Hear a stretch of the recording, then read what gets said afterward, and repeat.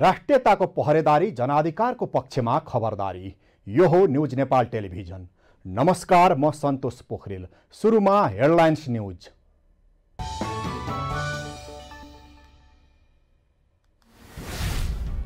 प्रधानमन्त्रीलाई विश्वासको मत दिने दलहरूले धेरै मन्त्रालयमा दाबी गर्दा मन्त्री परिषद विस्तारमा ढिलाइ।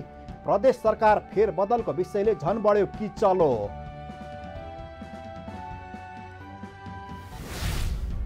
गण्डकी प्रदेशका मुख्यमन्त्री अधिकारीलाई राजीनामा दिन काङ्ग्रेसको आग्रह। दूरगामी प्रकृतिका निर्णय नगर्न सुझाव।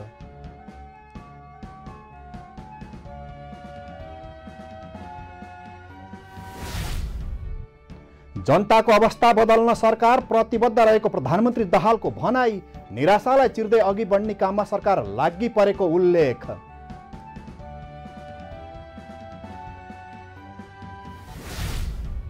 मन्त्री परिषद विस्तार र संसदको प्रभावकारिताका विषयमा माओवादी केन्द्रको पदाधिकारी बैठकमा छलफल। ठूलो दलको हैसियतले धेरै मन्त्रालय पाउनुपर्ने काङ्ग्रेसको माग। अमेरिकाको मिसिसिपी राज्यमा आँधीबेहरीका कारण 23 जनाको मृत्यु। जनजीवन प्रभावित। खोजी तथा उद्धार कार्य जारी।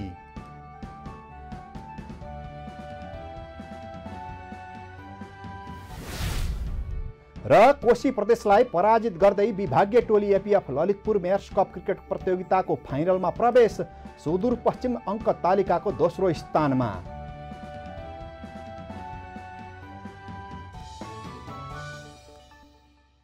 अब न्यूज विस्तारमा। सुरु गरौं मन्त्री परिषद विस्तारमा ढिलाइ भइरहेको प्रसङ्गबाट। सत्तारूढ नेकपा माओवादी केन्द्रले आउँदो सोमबारसम्ममा मन्त्री परिषदलाई पूर्णता दिने निर्णय गरेको छ। पार्टी केन्द्रीय कार्यालय पेरिस डाँडामा शनिबार अपराह्न बसेको पदाधिकारी बैठकले सो निर्णय गरेको हो। मन्त्री परिषदलाई विस्तार गरी डेलिभरीका कामहरूलाई तीव्रता दिने निर्णय पार्टी पदाधिकारी बैठकले गरेको सचिव देवेन्द्र पौडेलले जानकारी दिनुभयो। यो क्याबिनेटको विस्तार बढीमा पर्सिसम्ममा छिटोभन्दा छिटो क्याबिनेटको विस्तार गरेर डेलिभरीका कामहरू सुरुवात गर्ने भन्ने बारेमा बैठकमा संसदलाई गतिशील र प्रभावकारी ढङ्गले अघि बढाउने विषयमा पनि सत्तारूढ दलहरूबीच छलफल गर्ने विषयमा छलफल भएको थियो। त्यसैगरी सङ्घीय सरकारको नीति तथा कार्यक्रमसँग जोडेर प्रदेश सरकारलाई पनि गतिशील बनाउनु पर्नेमा नेताहरूले जोड दिनुभएको सचिव पौडेलले बताउनुभयो।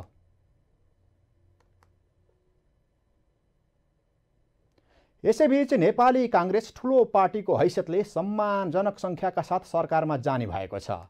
पार्टी सभापति निवास धुम्बाराईमा शनिबार बसेको काङ्ग्रेस पदाधिकारी बैठकले ठूलो पार्टीको हैसियतले सरकारमा सम्मानजनक सङ्ख्या पाउनुपर्ने र त्यही आधारमा छिट्टै सरकारमा सहभागी हुने निर्णय गरेको छ। बैठकपछि पार्टी प्रवक्ता डाक्टर प्रकाश शरण महतले गठबन्धनमा रहेका दलहरूले मन्त्रीमण्डलमा आफ्नै दाबी गरिरहेको अवस्थामा काङ्ग्रेसले पनि ठूलो दलको हैसियतले सम्मानजनक सङ्ख्या पाउनुपर्ने बताउनुभयो। उहाँले काङ्ग्रेसले पाउने सङ्ख्या र मन्त्रालयका विषयमा पार्टी सभापतिले प्रधानमन्त्री पुष्पकमल दाहाल प्रचण्डसँग छलफल गरेर टुङ्गो लागेपछि नाम पठाउने जानकारी दिनुभयो। भावनालाई पनि मध्यनजर राखेर हाम्रो जुन चाहिँ सङ्ख्या छ त्यसलाई पनि मध्यनजर राखेर र अन्य सहभागी दलहरू जुन छन् यो गठबन्धनमा उहाँहरूको पनि भावनालाई मध्यनजर राखेर चाँडोभन्दा चाँडो यो मन्त्री परिषदमा जाने विषय नेतृत्व तहले चाहिँ सम्बन्धित दलहरूसँग छलफल गरेर चाहिँ टुङ्गो लगाउनु पर्दछ भन्ने कुराहरू पनि सुझाव सल्लाहमा आएको छ। त्यस्तै बैठकले वैशाख 10 गते हुने उपनिर्वाचनका लागि उम्मेदवार चयन लगायतका विषयमा छलफल गर्न सोमबार संसदीय दलको बैठक बोलाउने निर्णय गरेको पनि महतले जानकारी दिनुभयो।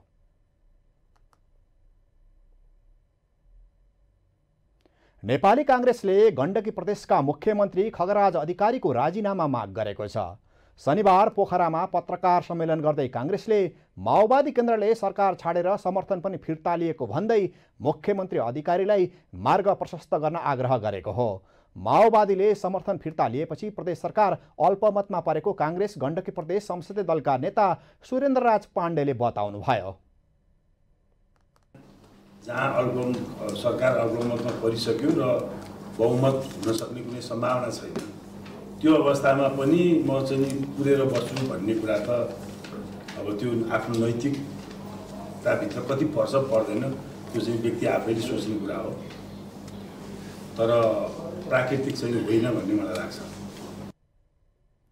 कामचलाउ सरकारले आर्थिक दायित्व सिर्जना गर्ने र कर्मचारी नियुक्ति, सरुवा बढुवा लगायतको काम गर्नु न्यायसङ्गत पनि नहुने भन्दै संसदीय दलका नेता पाण्डेले मुख्यमन्त्री अधिकारीलाई जतिसक्दो छिटो मार्ग प्रशस्त गर्न आग्रह गर्नुभयो।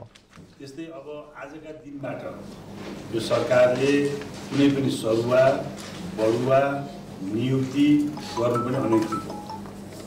त्यस्तै मुलुक यो प्रदेशलाई पर्ने आर्थिक दायित्व वहन गर्नुपर्ने खालका निर्णय कुनै गर्नु पनि त्यो पनि त्यसको दायित्व भोलि बन्ने सरकारले लिन सक्दैन।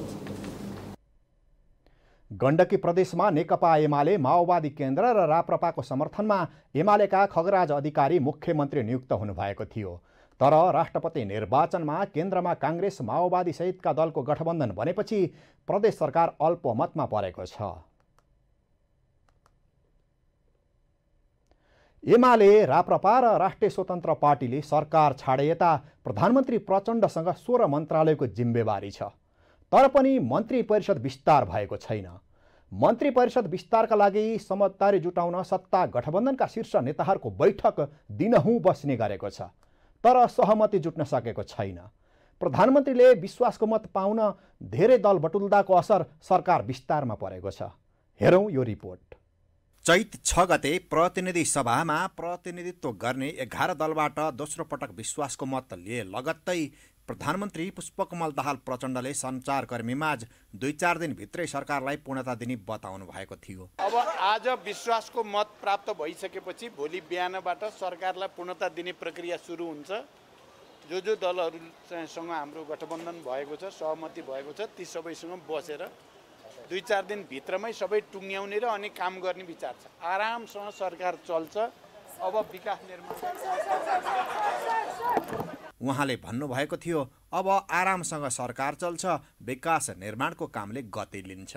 तर मन्त्री परिषद विस्तार प्रधानमन्त्री प्रचण्डले भने जस्तो सहज छैन। सरकारलाई विश्वासको मत दिने दलहरूको संख्या धेरै हुनु तथा उनीहरूबाट सकेसम्म धेरै र शक्तिशाली मन्त्रालयमा दाबी भएकाले मन्त्री परिषद विस्तारमा सकस देखिएको हो। 25 मन्त्रालयमा गठबन्धनको ठूलो दल काङ्ग्रेसले 9, सरकारको नेतृत्व गरेको माओवादी केन्द्रले प्रधानमन्त्री सहित 5, एकीकृत समाजवादी र जनता समाजवादी पार्टीले 3-3, लोकतान्त्रिक समाजवादी पार्टी र जनमतले 2-2, नेपाल समाजवादी पार्टी र आम जनता पार्टीले 1-1 मन्त्रालय दाबी गरेका छन्। राष्ट्रिय स्वतन्त्र पार्टी पनि सरकारमा जान खुट्टा उचालेर बसेको छ।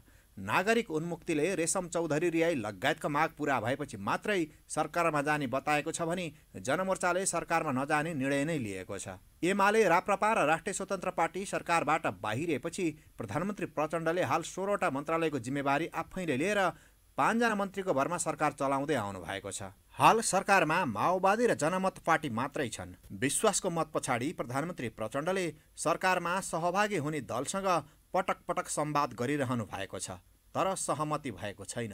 सिट संख्याको आधारमा सरकारमा मन्त्री पाउनुपर्ने अडान सबै दलको छ।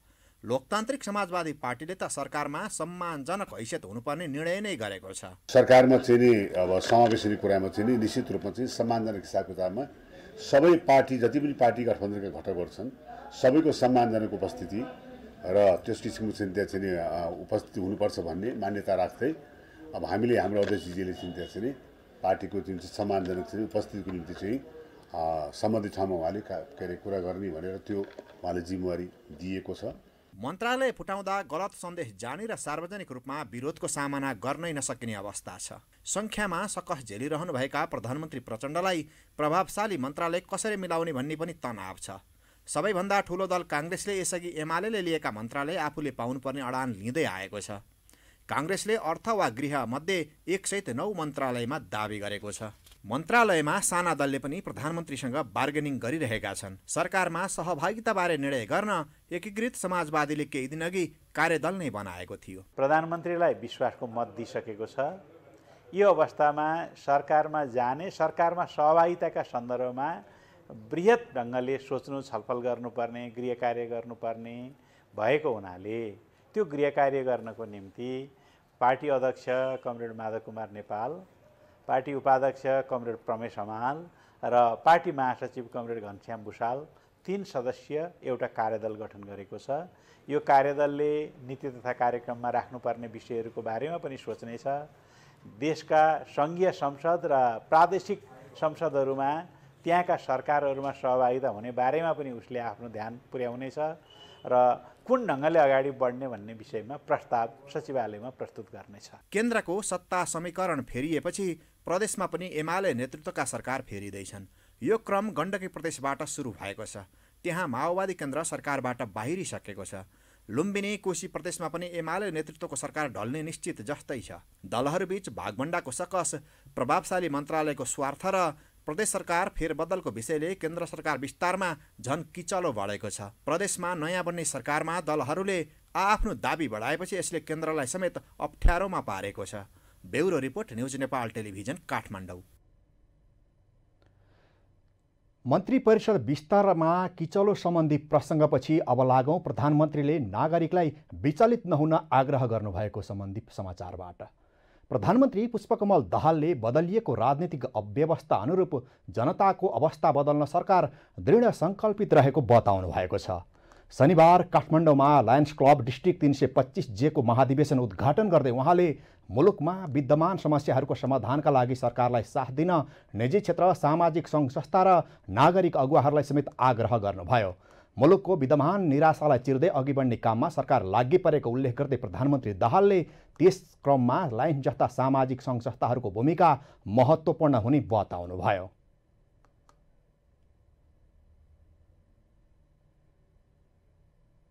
आजको विकसित परिस्थिति र समावेशी लोकतन्त्रको मान्यता अनुरूप यस्ता क्लबहरूले आफ्नो कार्यक्षेत्र र दायरा अझ फराकिलो बनाउन आवश्यक छ।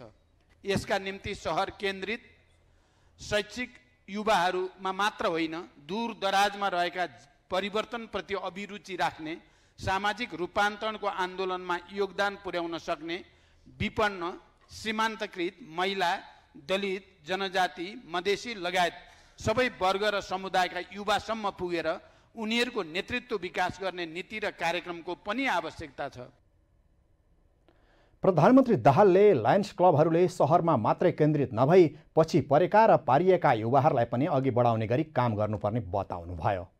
यस कार्यकालमा बदलिएको राजनीतिक व्यवस्था अनुरूप जनताको अवस्था बदल्नु, निराशालाई चिर्दै देशमा आशाको रक्त सञ्चार सिर्जना गर्नु, राष्ट्रिय सहमति र सहकार्यका आधारमा चुनौतीहरूलाई अवसरमा बदल्नु मेरो दृढ सङ्कल्प रहेको छ। सरकारको यस सङ्कल्पमा समेत यहाँहरूको सकारात्मक सहयोग रहनेछ भन्ने मैले विश्वास लिएको छु। प्रधानमन्त्री दाहालले आफ्नो तेस्रो कार्यकाल सामाजिक न्याय, सुशासन र समृद्धिको लक्ष्य हासिल गर्न केन्द्रित रहेको भन्दै त्यसका लागि आफूले राष्ट्रिय सहमति र सहकार्यमा जोड दिएको पनि स्पष्ट पार्नुभयो। त्यस्तै प्रधानमन्त्री दाहालले नेवार जातिको अध्ययन तथा अनुसन्धानका लागि प्रतिष्ठान गठन गर्ने घोषणा गर्नुभएको छ। विश्व नेवार दिवसको अवसरमा शनिबार काठमाडौँको बसन्तपुरमा आयोजित एक कार्यक्रममा बोल्दै उहाँले नेवार समुदायका लागि खोलिने सो प्रतिष्ठान सिङ्गो नेपालकै लागि हुने पनि स्पष्ट पार्नुभयो। प्रधानमन्त्री दाहालले नेपाल सम्मतलाई राष्ट्रिय सम्मतको मान्यता दिलाउने काममा पनि आफूले नै प्रयत्न गरेको बताउनुभयो।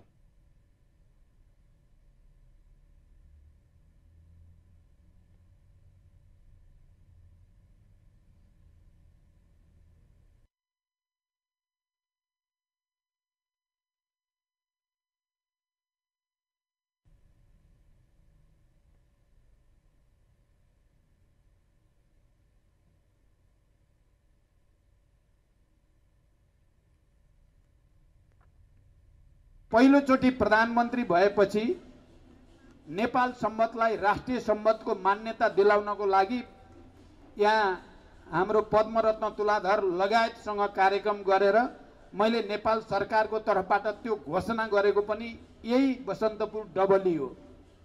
र नेवारहरूको सभ्यता, इतिहास र संस्कृतिको अनुसन्धान गर्न एउटा अनुसन्धान समिति या अनुसन्धान एउटा कुनै प्रतिष्ठान बनाउन जरुरी छ भन्ने सुझाव यहाँ आएको छ। मेरो ध्यान गम्भीर रूपले आकर्षित भएको छ। प्रधानमन्त्री दाहालले नेवार समुदाय विश्वमा नै नगर सभ्यता सुरु गर्ने अग्रज समुदायभित्र पर्ने उल्लेख गर्दै त्यो नेपाल र नेपालीका लागि गर्वको विषय भएको पनि बताउनुभयो। न्युज नेपालमा अब पालो भएको छ ब्रेकको। ब्रेक अघि हेडलाइन्स न्युज।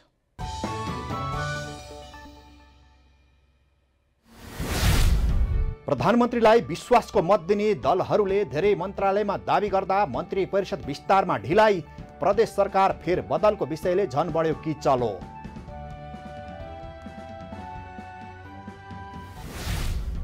गण्डकी प्रदेशका मुख्यमन्त्री अधिकारीलाई राजीनामा दिन काङ्ग्रेसको आग्रह।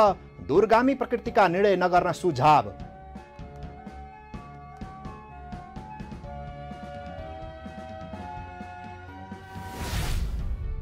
जनताको अवस्था बदल्न सरकार प्रतिबद्ध रहेको प्रधानमन्त्री दाहालको भनाई। निराशालाई चिर्दै अघि बढ्ने काममा सरकार लागि परेको उल्लेख।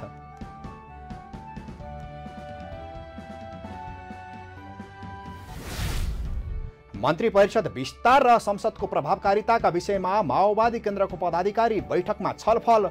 ठूलो दलको हैसियतले धेरै मन्त्रालय पाउनुपर्ने काङ्ग्रेसको माग।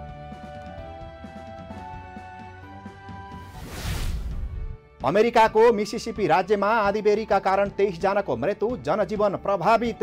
खोजी तथा उद्धार कार्य जारी।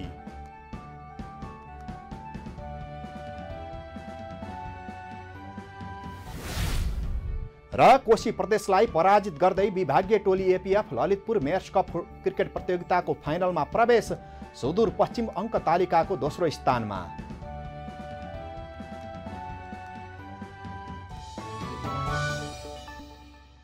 ब्रेकपछि पुनः स्वागत छ। न्युज नेपालमा अब बाँकी न्युज। कोशी प्रदेशको नामाकरणको विरोध गर्दै आन्दोलनरत पक्षसँग वार्ताका लागि सरकारले वार्ता समिति गठन गरेको छ। गृह मन्त्रालयले सहसचिव रामबन्धु सुवेदीको नेतृत्वमा 6 सदस्यीय वार्ता समिति गठन गरेको हो। शनिबार प्रधानमन्त्री निवास बालुवाटारमा आन्दोलनरत पक्षसित बसेको बैठकले वार्ता समिति गठन गरेको हो। छलफलपछि प्रधानमन्त्रीको निर्देशन बमोजिम गृह मन्त्रालयले सहसचिव सुवेदीको नेतृत्वमा वार्ता समिति गठन गरेको हो। यसैबीच संस्कृति पर्यटन तथा नागरिक उड्डयन मन्त्री सुदन किरातीले पहिचानको आन्दोलनमा जीवन गुमाउनुभएका पदम लिम्बुसहित अन्य आन्दोलनकर्ताहरूको बारेमा सरकारको ध्यानकर्षण गराएको बताउनु भएको छ। भर्खरै मात्रै पहिचानको आन्दोलनमा आफ्नो जीवन बलिदान गर्नुहुने पदम लिम्बु लाजिहाङ सबै शहीदहरूप्रति हार्दिक श्रद्धाञ्जली अर्पण गर्न चाहन्छु। हिजो मात्रै नेपाल सरकारको मन्त्री परिषदको बैठकमा सरकारको गम्भीर ध्यान आकर्षण गराएको छु हाम्रो पूर्वको अहिलेको आन्दोलनको सन्दर्भमा। कोशी प्रदेश नामाकरणको विरुद्धमा भएको आन्दोलनमा प्रहरीको लाठीचार्जबाट घाइते हुनुभएका पदम लिम्बुको शुक्रबार मृत्यु भएको थियो। नेकपा एमालेका अध्यक्ष एवं पूर्व प्रधानमन्त्री केपी शर्मा ओलीले मुलुकमा साम्प्रदायिकताको कुनै स्थान नभएको बताउनु भएको छ।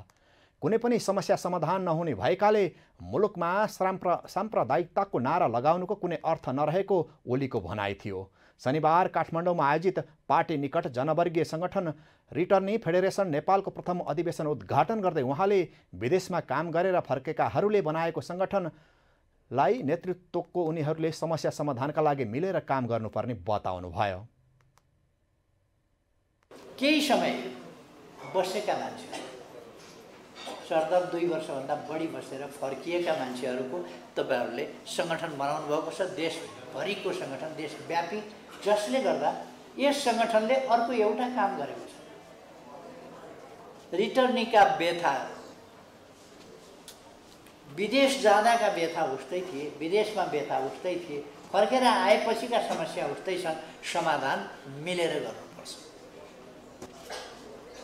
यहाँ साम्प्रदायिकताको ठाउँ छैन। साम्प्रदायिक नारा लगाएर समस्याको समाधान हुँदैन। रिटर्नी फेडरेसन नेपालको अधिवेशनले नयाँ नेतृत्व पनि चयन गर्नेछ।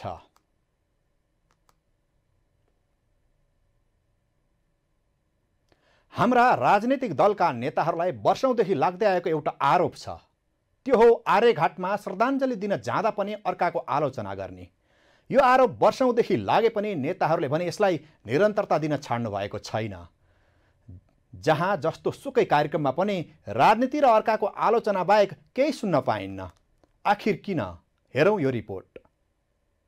काठमाडौँको भृकुटी मण्डपमा केही दिनदेखि जुत्ता चप्पल मेला चलिरहेको छ। शुक्रबार मेला अवलोकन गर्न नेकपा एमालेका अध्यक्ष केपी शर्मा ओली पनि पुग्नु भएको थियो। दलका शीर्ष नेता अनि पूर्व प्रधानमन्त्री मेला हेर्न पुग्नु झनै राम्रो हो। व्यवसायीहरूसँग अन्तर्क्रिया गरी जुत्ता चप्पल आयात कम गरी स्वदेशमा उत्पादन बढाउन सकिने बारेमा योजना तथा नीति निर्माण गर्न पूर्व प्रधानमन्त्रीको भ्रमण उपयोगी पनि हुने थियो। त्यस क्रममा पूर्व प्रधानमन्त्री ओलीले नेपाली उद्योगको प्रवर्धनका लागि सरकारले कच्चा पदार्थको आयातलाई सहज र सस्तो बनाउनु पर्ने बताउनुभयो। तर उहाँको फोकस चाहिँ राजनीति अनि सरकारको आलोचनातर्फ बढी थियो, जुन विषयले नेपाली उद्योग प्रवर्धनको कुरा ओझेलमा पर्यो। उहाँले कटाक्ष गर्दै सरकारलाई सुझाव दिनु भैँसीलाई बिन बजाए जस्तै भएको बताउनुभयो। अहिलेको सरकारलाई सुझाव दिने भनेको हिन्दीमा एउटा भन्छ, भैँसके आगे बिन बजाए भैँस रहे पगुराए भन्छ। भैँसको अगाडि बिन बजायो भने उग्राएर बस्छ, त्यो केही मतलबै राख्दैन। त्यस्तै हो। हिजो लुटेर जुत्ता लिएर लगाउनु र आज भन्सारतिरबाट सेटिङबाट लुट खसट गर्नु एउटै कुरा हो। तपाईँहरूको अघि मैले भने नि 53% त लुटेकै छ त। शुक्रबारै नेपाली काङ्ग्रेसका महामन्त्री गगन कुमार थापा साई शिक्षा निकेतनले काठमाडौँमा आयोजना गरेको कार्यक्रममा सहभागी हुनुभएको थियो। कार्यक्रममा उहाँले शिक्षाका कुरा पनि गर्नुभयो, तर उहाँले त्यहाँ राजनीति पनि मिसाउनुभयो। उहाँले प्रधानमन्त्री पुष्पकमल दाहाललाई आफ्नो पद गुम्ला कि भन्ने डर रहेको टिप्पणी गर्नुभयो। अहिले म यसो नेताहरू हेर्छु, पटक पटक प्रधानमन्त्री भइसकेको नेतालाई अर्को पटक प्रधानमन्त्री होला कि नहोला भन्ने डर छ। पटक पटक चुनाव जितेकोलाई अर्को पटक चुनाव नजित्ला कि भन्ने डर छ। अहिले भइरहेको प्रधानमन्त्रीलाई भोलि बिहानतिर अरू मिलेर मलाई प्रधानमन्त्री हटाइदिएला कि भन्ने डर छ। हेर्नुहोस् त, भनेको जुनसुकै क्षेत्रमा तपाईँ जानुभयो भने, जुनसुकै ठाउँमा पुगेको भए तापनि मान्छेलाई जति छ त्योभन्दा बढी पाउने इच्छा भइरहेको छ। पूर्व प्रधानमन्त्री अवलोकन गर्न गएको जुत्ता चप्पलको मेला थियो। त्यहाँ उहाँले नेपाली उद्योगीसँग नीति निर्माणका कुरा गरी त्यसमा सरकारलाई झकझक्याउने कुरा गर्नुपर्थ्यो। एमाले कैयौँ पटक सरकारमा सहभागी भएको छ र ओली प्रधानमन्त्री पनि बन्नु भएको छ। विगतमा हुन नसकेका नीति निर्माणका काम गर्न हामी सरकारलाई खबरदारी गर्छौँ भन्नुपर्थ्यो, तर आलोचना गरिदियो, सकियो। त्यस्तै काङ्ग्रेस महामन्त्री थापा विद्यालयको कार्यक्रममा जानुभएको थियो। उहाँले महँगो शिक्षालाई सर्वसुलभ र सस्तो बनाउने गरी कानुन निर्माणका कुरा गर्नुपर्थ्यो। कुरा त केही गर्नुभयो, तर उहाँको फोकस पनि राजनीतिमै थियो। केपी शर्मा ओली र गगन थापा मात्र होइन, सबै दलका सबै नेताले आफू कुन कार्यक्रममा सहभागी भएको छु र के बोल्नुपर्छ भन्ने हेक्का राखेको पाइँदैन। ख्याल राखेको पाइन्छ कि त के बोल्दा सञ्चार माध्यमको हेडलाइन बन्छ। अब चाहिँ नेताहरूले बोल्दा ख्याल गर्ने हो कि? Bureau report, news Nepal television, Kathmandu. नेताहरू गाली गलोजमा उत्रिएको यो रिपोर्टपछि न्युज नेपालमा पालो भएको छ बिजनेस न्युजको।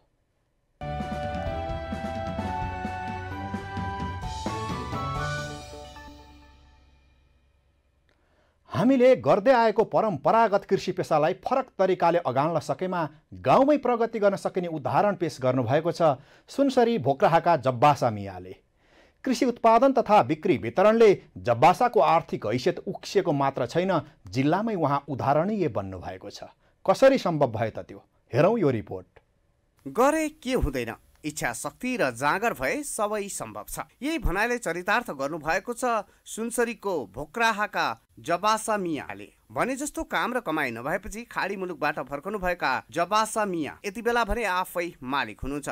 इनरुवा 8मा 13 बिघा जमिन भाडामा लिएर एकल लगानीमा कृषि कर्ममा जम्नु भएको छ, जसले उहाँलाई करोडपति बनाइसकेको छ। मौसमी खेती गर्दै आउनुभएका उहाँले यति बेला खेतमा काँक्रो र भन्टा फलाउनु भएको छ। भाडाको जग्गामा केरा खेतीसँगै विभिन्न साग सब्जी बेच्ने उहाँलाई भ्याइ नभएछ। उहाँले मासिक 20,000 सम्म तलब दिएर 20 जना कामदारलाई रोजगारी समेत दिनुभएको छ। विदेशमा भने जस्तो काम नपाएपछि फर्केर किसानी पेसामा लागेको बताउने मियाले वार्षिक 1 करोडको हाराहारीको आम्दानी गर्न सफल हुनु भएको छ। विदेश गयो, विदेश फर्केर आएको, भाडामा चाहिँ 13 बिघा जग्गा लियो। अहिले मकै छ, हाम्रो खिरा छ, बैगन छ, सबै थोक छ, लट्टै सागहरू छ, चाहिँ सबै थोक अहिले छ। हाम्रो सब्जी छ, कोला खेती छ। विदेश भन्दा पैसा यहीँ छ, चाहिँ मेहनत गर्नुपर्छ, फालमफाल छ यहाँ पैसा। मेहनत गर्नुपर्छ, राम्रोसँग दिमाग लगाउनुपर्छ, किन जानु विदेश? अर्काको अधीनमा खट्नु, अर्काको अधीनमा बस्नु, यहाँ आफ्नो अधीनमा खट्नु, जग्गा छैन भने भाडामा लिएर काम गर्नु। हामी चाहिँ गरिरहेको छु, कति मजाले कमाइरहेको छु, आनन्दले जिरहेको छु, परिवारको सँग बसिरहेको छु मजाले, आनन्द छ। अनि वर्षको करोड रुपियाँ कमाइरहेको छु म, किन विदेश जानु?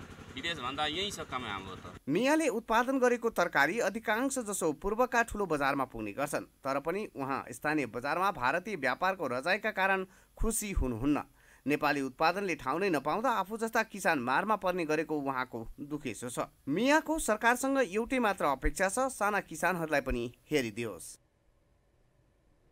जब्बसाले कृषि कान्तिमा गरेको सफलतापछि अब लागौँ बाँकेका व्यवसायीहरूको गुनासो सम्बन्धी प्रसङ्गबाट। पछिल्लो समय बैंकहरूले व्यापारीमाथि लगाएको चर्को ब्याजका कारण व्यापार व्यवसाय उत्साहजनक हुन सकेको छैन। ब्याज दर घटाउन माग गर्दै व्यवसायी दिनहुँ जसो आन्दोलनमा उत्रनु परेको छ। यस्तै चर्को ब्याज दरको चपेटामा परेका छन् नेपालगञ्ज कोहलपुरका व्यवसायी। हेरौँ यो रिपोर्ट। बाँकेका मुख्य बजार नेपालगञ्ज र कोहलपुरको व्यापार कम हुन थालेको छ। बैंकहरूले व्यापारीमाथि लगाएको चर्को ब्याजका कारण व्यापार व्यवसाय उत्साहजनक नभएको हो। कोरोनाले थलिएको नेपालगञ्जको व्यापार व्यवसाय फेरि बैंकहरूले व्यवसायीमाथि लगाएको चर्को ब्याज र खुला सिमानाका कारण न्यून हुँदै गएको हो। भारतीय बजार रूपैडिहासँग जोडिएको नेपालगञ्जको व्यापारले प्रतिस्पर्धा गर्न त धौधौ छ नै, त्यसमा पनि हरेक सामग्रीको नेपाली मूल्यभन्दा भारतीय बजारको मूल्य केही कम भएका कारण नेपालगञ्जको व्यापार कम हुँदै गएको व्यापारीहरूको गुनासो छ। आर्थिक मन्दीमा पनि सरकारले आवश्यक चासो नदेखाउँदा व्यापार धराशायी भएको व्यापारी सुनिल गुप्ताले बताउनुभयो। नेपालको सरकारको नीतिले गर्दा पनि मालको चर्को माग हो, त्यो अवस्थाले मान्छे बजारबारी गइरहेका छन् सामान किन्ने गर्नको लागि। त्यसले गर्दा नेपालगञ्जको व्यापार बिल्कुलै धराशायी, सबै प्रक्रिया मिलेर पनि व्यापार धराशायी भएकै छ। सबभन्दा पहिला त व्यापार नहुनु कारणको अनलाइन सपिङ, एउटा अनलाइन सपिङले गर्दा व्यापारीहरूलाई साह्रै मर्कामा पर्यो।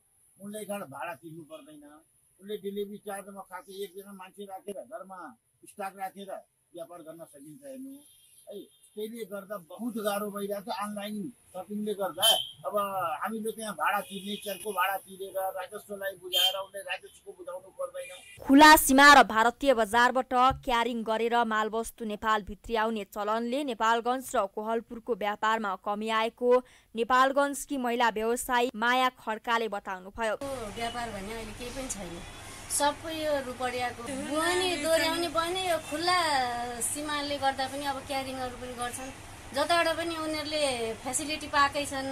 अनि रुपडियाको नाका बन्द गरिदिएपछि अलि हुन्थ्यो। उहाँले अहिलेसम्म धेरै नै घाटा भइसकेको भन्दै सिमानामा कडाई गर्नुपर्ने माग समेत गर्नुभयो। त्यस्तै नेपाल उद्योग वाणिज्य महासंघका पूर्व केन्द्रीय सदस्य कृष्ण प्रसाद श्रेष्ठले नेपालगञ्जको व्यापार व्यवसाय अत्यन्त कम हुँदै गएको बताउनुभयो। उहाँले नेपालगञ्जको व्यापार कम हुनुमा बैंकरले व्यवसायीबाट चर्को ब्याज लिनु र विकास निर्माणका कार्यहरू ठप्प हुनु रहेको बताउनुभयो। बैंकबाट तपाईँको जुन हिसाबले व्यवसायले कर्जा दिएका थिए, हिजो 7% 8%मा कर्जा लिएर काम गर्ने व्यवसायहरू अहिले 15-16% कर्जा लिएर काम गर्ने।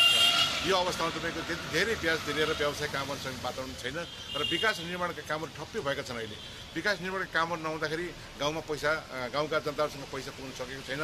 त्यसले गर्दाखेरि तपाईँको अहिले जनताहरूसँग पैसा नहुँदाखेरि पनि अहिले बजारको चाहिँ व्यापार सुक्खा भएको अवस्था छ। व्यापारीहरूले लिएको कर्जामा बैंकरले 81 दोब्बरको हिसाबले ब्याज नबढाएर सहुलियत दरमा ब्याज लगाइनु पर्ने र अनलाइन व्यापार खुल्ला सिमानामा सरकारले कडाई गर्नुपर्ने व्यापारीहरूको माग रहेको छ। न्युज नेपालमा अब पालो भएको छ इन्टरनेसनल न्युजको।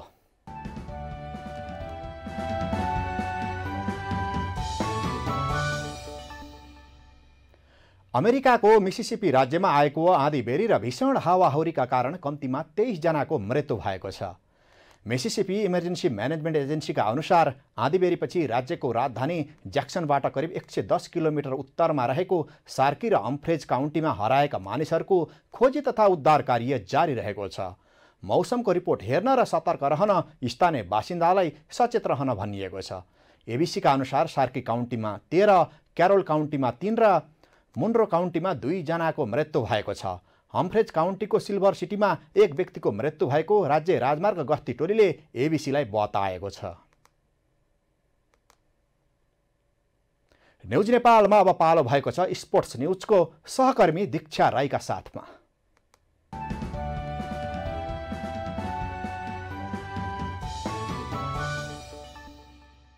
कोशी प्रदेशलाई 7 विकेटले पराजित गर्दै विभागीय टोली एपीएफ राजधानीमा जारी तेस्रो संस्करणको ललितपुर मेयर्स कप टी20 क्रिकेट प्रतियोगिताको फाइनलमा प्रवेश गरेको छ। कीर्तिपुर स्थित त्रिभुवन विश्वविद्यालयको मैदानमा सम्पन्न दिनको दोस्रो खेलमा एपीएफले कोशी प्रदेशमाथि जित निकालेसँगै लगातार तेस्रो खेलमा जित निकाल्दै फाइनलमा प्रवेश गरेको हो। यससँगै एपीएफ 1 खेल अगावै फाइनलमा प्रवेश गरेको हो। कोशीले दिएको 88 रनको लक्ष्य एपीएफले 18 ओभर 1 बलमा 3 विकेट गुमाएर पूरा गर्दै उपाधि नजिक पुगेको हो। प्रतियोगिता अन्तर्गत शनिबार सम्पन्न दिनको पहिलो खेलमा सुदूरपश्चिम प्रदेशले मध्य प्रदेशलाई पनि 7 विकेटले पराजित गरेको छ। यससँगै मध्य प्रदेशले जारी प्रतियोगितामा लगातार दोस्रो हार भोगेको छ। यस्तै सुदूरपश्चिमले भने तेस्रो खेलमा दोस्रो जित निकालेको छ। सोमबार पहिलो खेल ललितपुर मेयर्स 11 र मध्य प्रदेश तथा दोस्रो खेल कोशी र सुदूरपश्चिम प्रदेश बीच हुनेछ। राष्ट्रिय खेलकुद परिषदले 2074 सालमा 3 वर्षभित्र जनकपुरको रजवेलमा अन्तर्राष्ट्रिय रङ्गशाला बनाउने भनेर गुठी संस्थानसँग जग्गा भाडामा लिएको थियो, तर रङ्गशालाले आकार लिन सकेको छैन। एक रिपोर्ट। राष्ट्रिय खेलकुद परिषदले गुठी संस्थानसँग जनकपुरको रजौली स्थित लक्ष्मण जिरायताको 17 बिघा जग्गा भाडामा लिएर श्री राम जानकी बहुउद्देश्य अन्तर्राष्ट्रिय रङ्गशाला निर्माण गर्न थालेको 1 दशक भइसक्यो। वार्षिक 9 लाख रुपियाँ निर्माणका लागि खर्चिने गरिए पनि अझै त्यसले आकार लिन सकेको छैन। निर्माणको काम अघि बढ्न नसक्दा अलपत्र जस्तै भएको छ।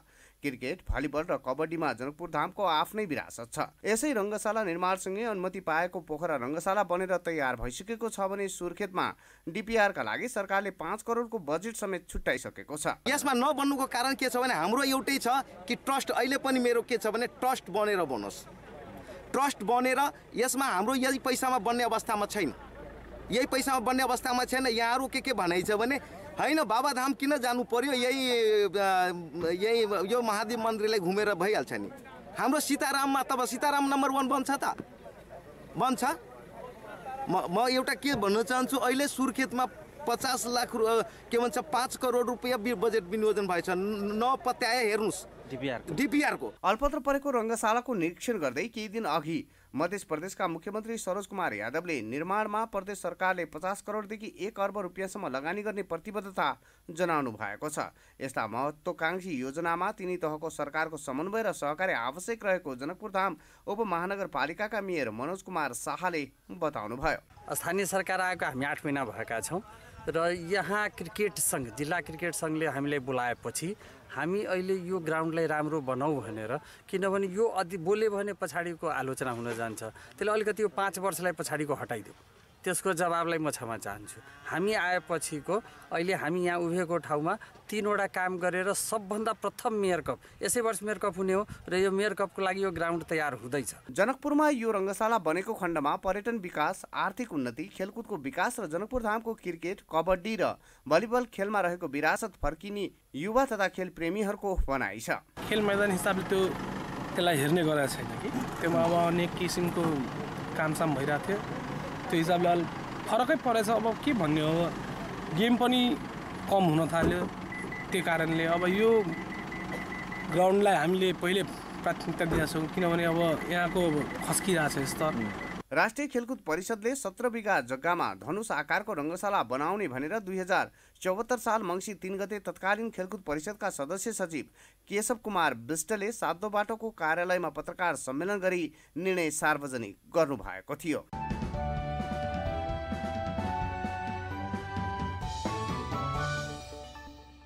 धन्यवाद दीक्षाजी।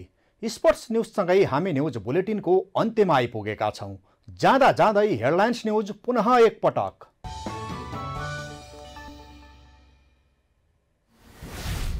प्रधानमन्त्रीलाई विश्वासको मत दिने दलहरूले धेरै मन्त्रालयमा दाबी गर्दा मन्त्री परिषद विस्तारमा ढिलाइ, प्रदेश सरकार फेरबदलको विषयले झन बढ्यो कि चलो।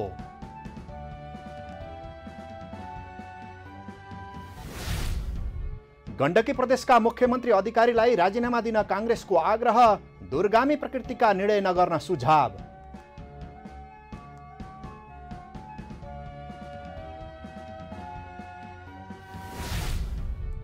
जनताको अवस्था बदल्न सरकार प्रतिबद्ध रहेको प्रधानमन्त्री दाहालको भनाई, निराशालाई चिर्दै अघि बढ्ने काममा सरकार लागि परेको उल्लेख।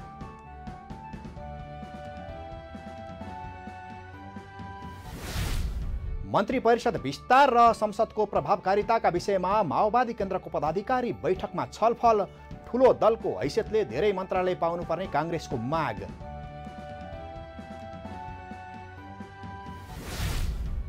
अमेरिकाको मिसिसिपी राज्यमा आँधीबेहरीका कारण 23 जनाको मृत्यु, जनजीवन प्रभावित, खोजी तथा उद्धार कार्य जारी।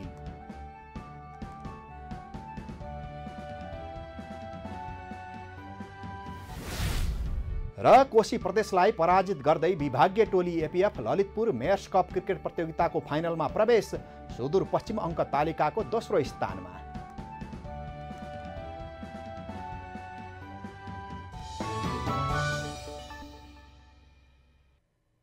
अहिलेलाई न्युज नेपालको न्युज बुलेटिन यति नै। हाम्रो न्युज र कार्यक्रमहरू युट्युब र फेसबुकमा पनि प्रत्यक्ष हेर्न सक्नुहुनेछ। राष्ट्रियताको पहरेदारी, जनाधिकारको पक्षमा खबरदारी। हेर्दै रहनुहोला न्युज नेपाल टेलिभिजन। नमस्कार।